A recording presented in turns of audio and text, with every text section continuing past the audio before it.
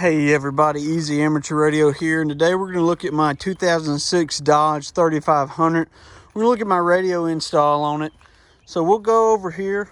First we'll walk over here and look at the UHF VHF antenna. So right here we have an MFJ, let's see, 1402. This was the first UHF VHF antenna I bought. It's really great. This was some Nagoya mount. It's been on there for a few years, and you can see that there's a little bit of rust.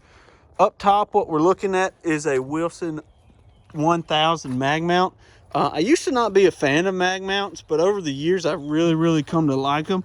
I ran a skip shooter on the other side right here, mounted against the flatbed, and it did not work very well because it was directional.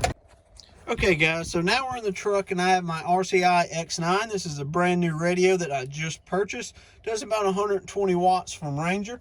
I have it mounted down there on the mount, and I have the fans, everything pointing outward. I had the coax ran underneath all this, underneath there to the door panel, over and out the back part of the truck. And here's the Anytone. I don't remember the model number of this. It's just a little cheap 25 watt UHF VHF radio. Works really well. I ran a striker version of this that was on 11 meters. It did okay, but and I had it mounted over here, but it wasn't really what I like to keep in the truck. So now we have this little Ranger, but that's it. A super easy install, guys. Very easy. All this dash comes apart, and that's what everything is ran out of.